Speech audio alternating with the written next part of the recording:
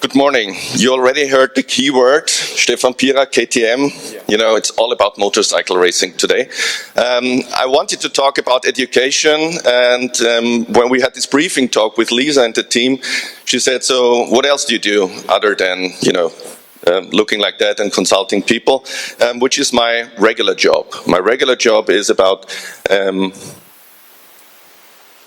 being a trend expert and helping companies shape their own future of work. So we help companies to redesign their offices, for example. We help them to introduce new information technology. We help them to shape their new company culture so that people work together in a better way. That's what we do on a daily basis. But as you've seen on the picture before, I have a little bit of a split personality. So sometimes I'm a dirty old man. And this dirty old man that you saw in the picture before relates to the other job that I have. And I play one small role in organizing the hardest motorcycle race on this planet, which is called the Erzberg Rodeo. And the Erzberg Rodeo, has anybody attended the Erzberg Rodeo? Yeah, one, and she's part of the management of the Erzberg Rodeo. Has anybody raced at the Erzberg Rodeo before? No survivors here. I'd like to give you a little bit of insight why I'm going to talk about this race and what it has to do with education at all. So let's take a quick look at this video if the clicker works at all. Let's see. Yeah, there we go. Adrenaline, determination, and just don't give up and fight through the pain. Das ist tolles Enduro, wirklich tolles. Wir warten ein ganzes Jahr auf das. Ja, also die Erzberg ist für mich besonders, weil man das Gelände sonst nirgends findet auf der ganzen Welt. Der Berg hat so eine magische Anziehungskraft. Und der Früh stehst du einmal auf, nächster gelegt, es regnet schon wieder. The main event is epic. It's a big thing for us.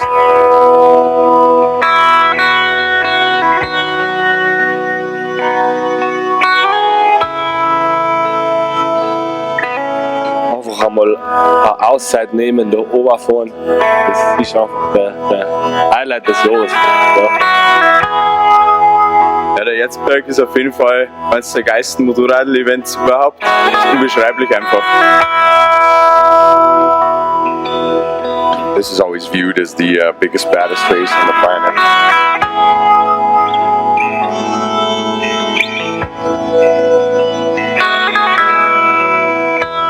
It's always been a lifelong dream to come race an event this big. A lot of my buddies are pretty jealous. I'm pretty excited. Am Anfang zieht es da dann. Achte, da ist nichts mehr. Ne? The nerves are kicking in. It's scary, yeah. Yeah, really scary. Respekt ist gut, aber Angst sollte man nicht haben.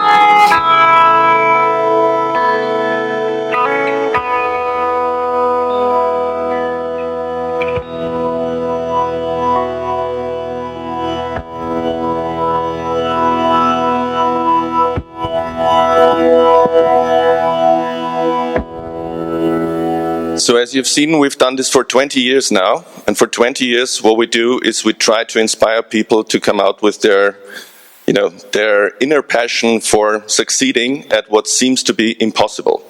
The Erzberg Rodeo has about 2,000 starters. 2,000 people start at the race, and about 3 to 5 will make it to the finish line. So the dropout rate is pretty steep, right? Dropout rate is pretty steep. It was founded by a guy called Karl Katoch, who is still the mastermind and the chief organizer, and you will see a picture of him a little bit later on.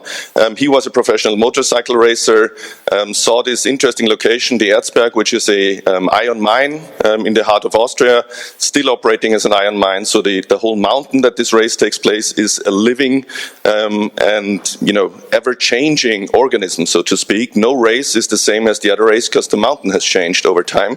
They're still digging away all this stuff. And in the last 20 years, it has grown from 100 starters to 800 people organizing it.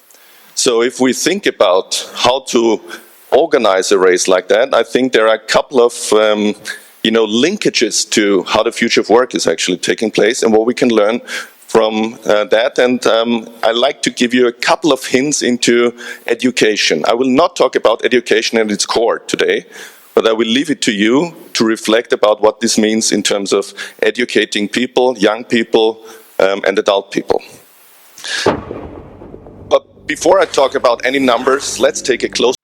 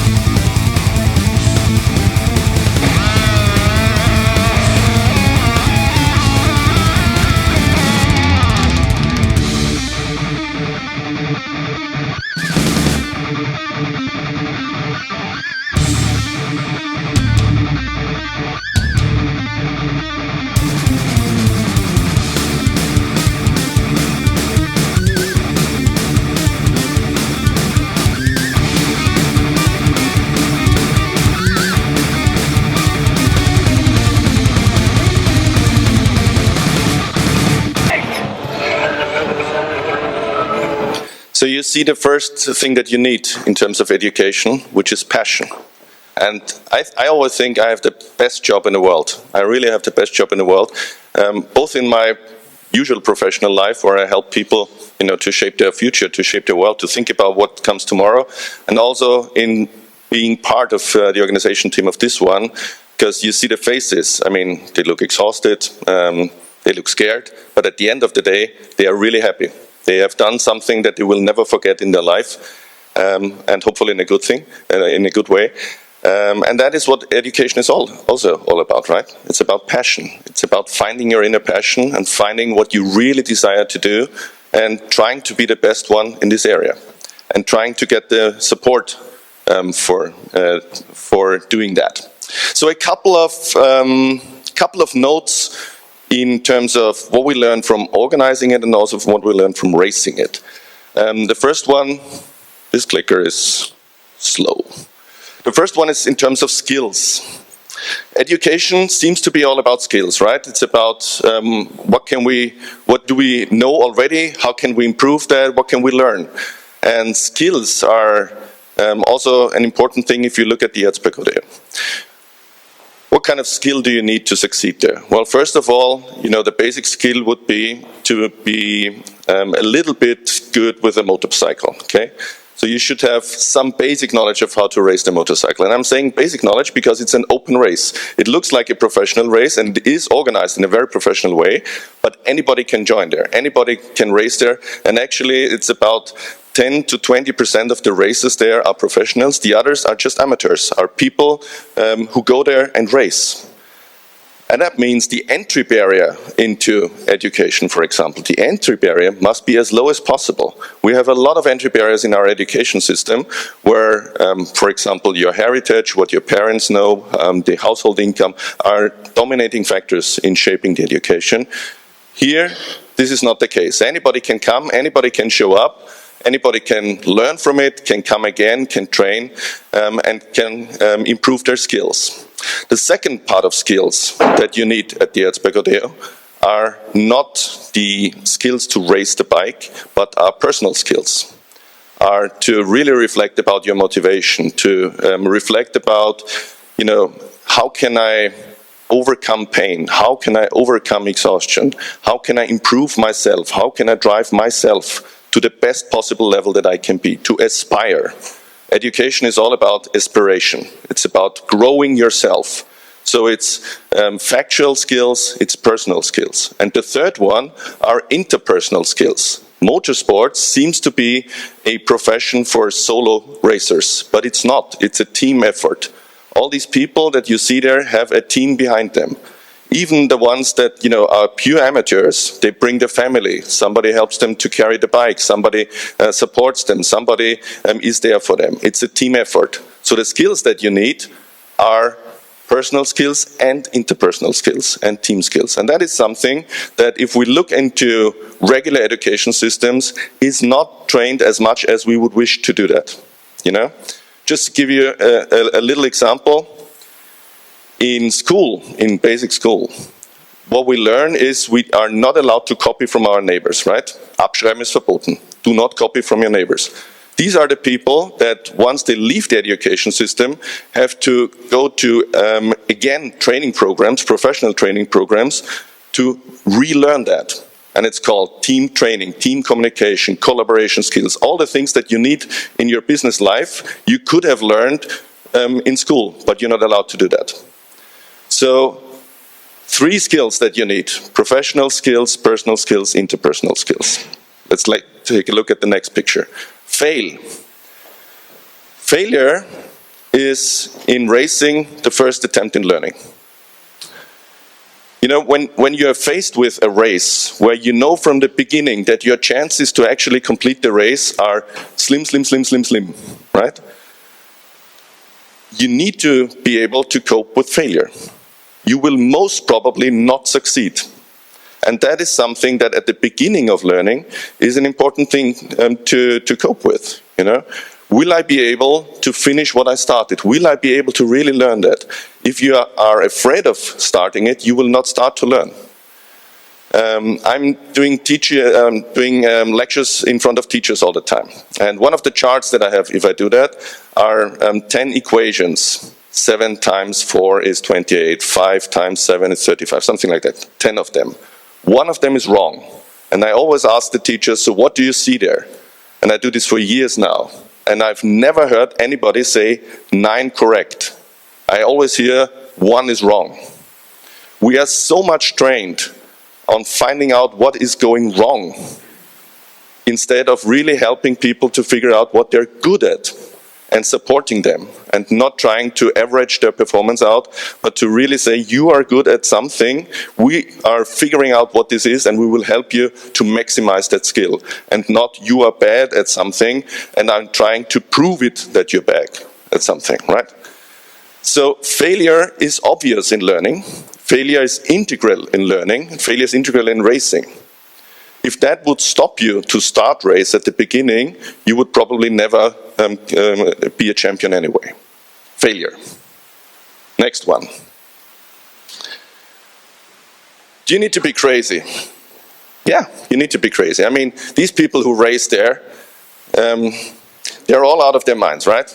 I mean, you need to be, you have seen the pictures, you've seen the movie, you need to be a little bit crazy to actually try to do that. That's why we are organizing and not racing ourselves. It's for other people to do that, right? You need to be crazy. And I truly believe that we need more crazy people. We need more unreasonable people. Why do I think that? Well, first of all, I think we need more creativity and not delegate creativity to the so-called creative professions that are collected here, the photographers, the designers, etc. Creativity is a mindset. It's not a profession, it's a mindset. Creativity means I'm doing something new all day. I'm not paid for doing the same thing as yesterday, a little bit more efficient, but I'm trying to come up with something new. And in order to do that, you need to be a little bit crazy. You know, there's this saying that reasonable people adapt themselves to the world surrounding them. That's the reasonable thing to do. If you want to go through life without bumping into any obstacles, without having conflicts, the reasonable thing is to adapt yourself to the world. So it's unreasonable to try to adapt the world to yourself. But that's change. That's what really changes the world. It's not adapting to the world, it's trying to influence the world, trying to change the world. What we need from an education system is not as an outcome people who will perform very well in the world that exists today. We need people that shape the world as it should be tomorrow, that solve the large problems that we have still to solve on this world, like the environment problem, like problems in social cohesion, etc., etc. If the education system is there for people who are not crazy, I don't think this is the right thing to do. And there's a little benchmark. Look at a child that is 6 years old, right? And look at the creativity of a child that is 6 years old. And then look at the creativity of that child 4 years, 8 years, 12 years later after it has gone through the Austrian education system or any education system. And ask yourself, has the creativity of this child been multiplied, expanded, developed, or has it been reduced? I think we all know the answer. So there is a substantial flaw that we need to come up with in order to come with new people. Diversity. There are many people trying to race at the Erzberg Rodeo. Some of them, have probably higher chances to succeed, like the ones down there. Others participate just to have fun. Others participate in order to prove something, that you can race there with a Vespa, something like that, as you see in the top right corner. We have racers from 35 countries across the world. People fly in from Australia with their motorbike just to race at the Erzberg, right? 35 countries. We have people from all kinds of professions. We have architects there, we have CEOs of large international companies who want to be crazy for a couple of days and participate there. We have professional racers, we have less educated people. We don't care. We don't care. Well, actually it's few. There are some. Most of the females attending are actually supporting male racers. There are some females. The challenge is obviously the physical challenge of the race. So very few actually make it really deep into the race. The race is 4 hours long, and very few actually make it, right? Unfortunately. So two questions. One is females. The other one is, as you have seen, it's classical motor combustion engine. We are experimenting with electric bikes as well. The technology is not there yet to really endure the race, right? But we're trying. There is a special discipline for females, where we say, you know, if you succeed, that's good, and there are special disciplines for other things as well. Diversity is important for us because we believe that diversity is actually the key factor in success, and it is a key factor of success in education, and is a key factor of success in business as well. The industrial age. Good old Mr. Taylor. The key sentence in Mr. Taylor's work is there is one best way to do something, which is true for the industrial age. There is one best way to screw in a bolt somewhere. But there is not one best way in the age of creativity, in the age of information society. The end result is the same all the time here at the Erzberg Rodeo. You need to finish, but there is not one best way to finish. There are multiple ways to finish there. And again, if it reflects back to education, we need people, we need an education system that fosters diversity, that does not try to do the same to everybody, but to really find the strength in everybody. And that goes back to the theme of potential. The guy that you see here in the middle, who shows 5, right, with his hand, is a guy called Teddy Blazusiak from Poland. And 5 means he has won the Erzberg Rodeo 5 times consequently, 5 times. Outstanding.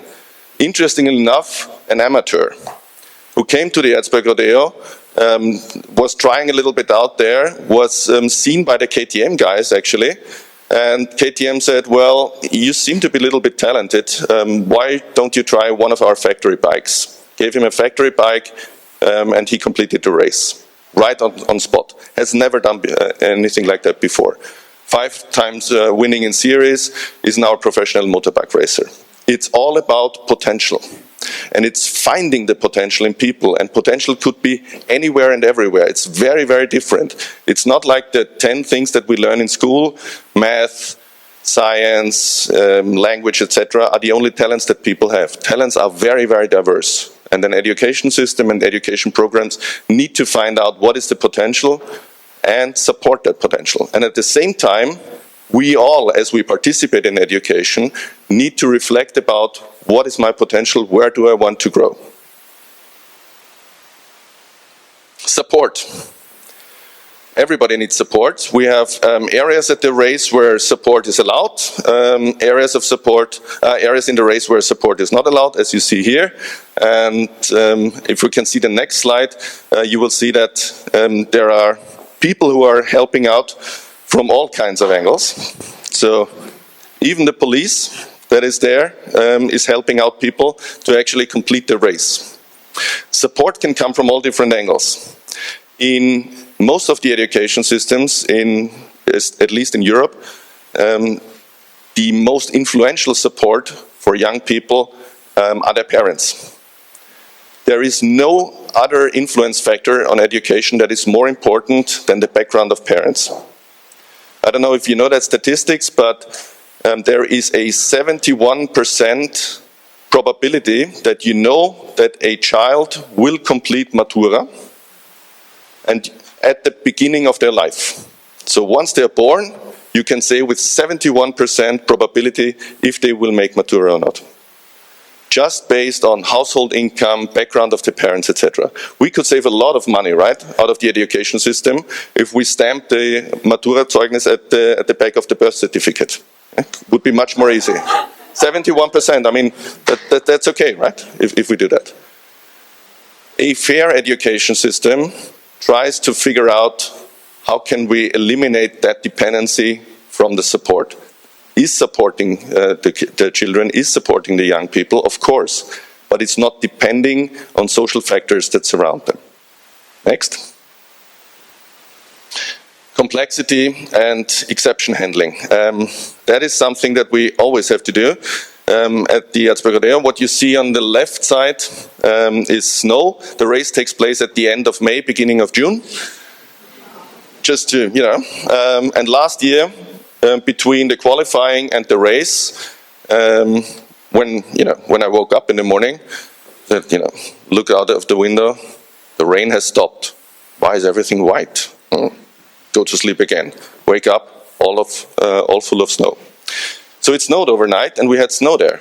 And these people who race there don't care for the weather. If the sun shines, it's good. If it rains, it's good as well. Fog is a little bit, they don't like fog too much because they go with 160, 180, and fog.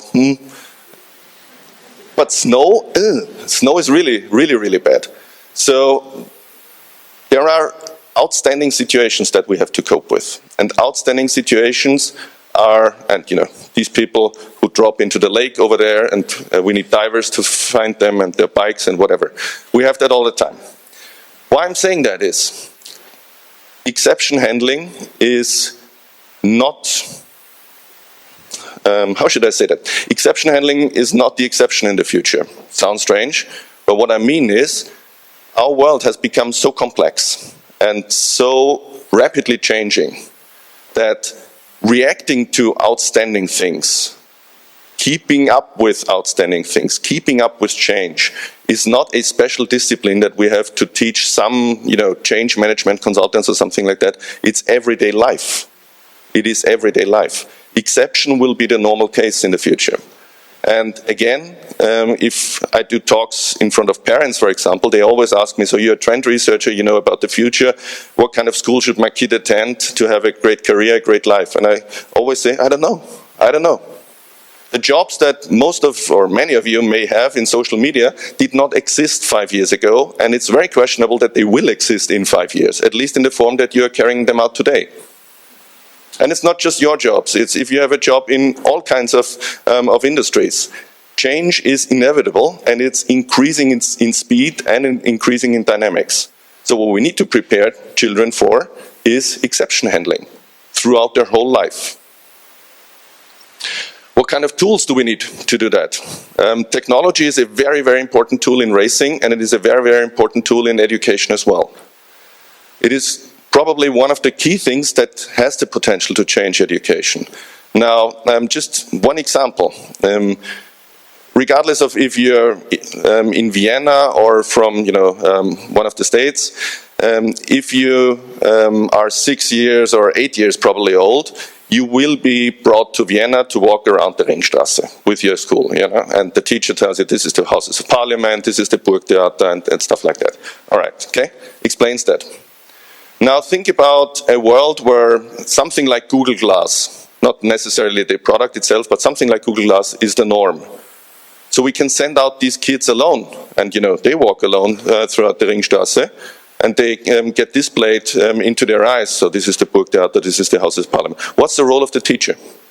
The role of the teacher is not to transport knowledge, or not necessarily just to transport knowledge. It is to be a coach, to be a trainer, to be somebody who helps the children to make sense of this world, not transporting just pure knowledge. And if you think about the knowledge that we have right now, the information that we have, is ubiquitous. It's available everywhere and at every time. Today, children go to school to, get a core dump of knowledge into them. Then they walk home and they try to play around with this knowledge, Hausübung machen, right? In the future, it may be different. It may be that children have to learn in the sense of acquire new knowledge at home, because they can, and then go to school to interact with others, to have a discussion with others, and to figure out, did I learn this correct, did I understand it correct, etc. Do the Hausübung at school. Could be vice versa. So tools are changing everything. Let's switch to there goes the tools. Now you know what I mean. That's Karl Katoch, mastermind. They call him the Iron Karl as well. And if you see his face, then you know why. Karl is very much in control of the race, and you need to be. You need to be very much in control. You need to really figure out how this complexity is actually running out. I told you at the beginning we have between 800 and 900 people who work there. But obviously they don't work there full year. The race takes place 1 week at the end of May, beginning of June. The last day of the race is the first day of preparing next year's race. Throughout the year, there is about 10 people taking care of that. So one of our jobs is to find 800 people, hire them for the race, and make sure that they operate in a way that this race, in its full complexity, can actually perform in a very sensible thing. How do you do that? How do you find people to work for you without, employing them, without training them too much, etc.? That is a symbol of how the future of work is playing out, and that's probably a symbol of how many of you are working, if you work with clients, etc., together. It's a networked environment that we work in that is loosely connected to employment situations or something like that, but is much more connected to the topic itself, to the results itself, to the ambitions that all the people involved have. Which means that communication is one of the key things. Communication, communication, communication. And we are using social media heavily to communicate with the people who come to the race, both as racers and as visitors. There is about 50,000 people coming there to see the race. We have TV coverage in about 100 million households across the world, so it's a big thing. And we also use social media, Facebook, Twitter, and all the rest of it to communicate. And we also use social media within the team, on site, if we organize the race, but a different kind of social media, old school social media, radio, which is like Facebook, if you think about it. It's like a news stream. You hear everything, what everybody says, you can interact, you can say, oh, I've heard this car, dropped into the lake or something like that. I can help, I'm already there, something like that. We use the principle of social media, not necessarily the technology on site, but we use the principle behind there. Last note in terms of education, culture eats strategy for breakfast all the time. Culture eats strategy for breakfast. What we need to operate a complex thing like the Erzberg Rodeo is not to give all these 800 people, ambulance people, police people, security people, press and media people, etc., to give them all a 40-page strategy document and say, read this before you work for us. It would be completely useless. What we need to shape a culture. We need everybody to understand what it means to be there. And that is culture building in a very rapid way. In the past, culture building, culture processes took place for years and years and years inside of companies. There was a long-term development. Right now, we see that these processes are shortening and shortening and shortening.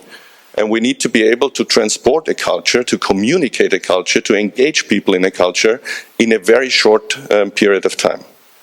And, doing an exercise like that is helping in figuring out how we do that. That is actually our core message, working hard to make people dirty. So I hope I see you next year at the Erzberg Rodeo, either as visitors or as racers. And it has been a pleasure to talk to you about education and enjoy some last pictures about the race. Thank you very much.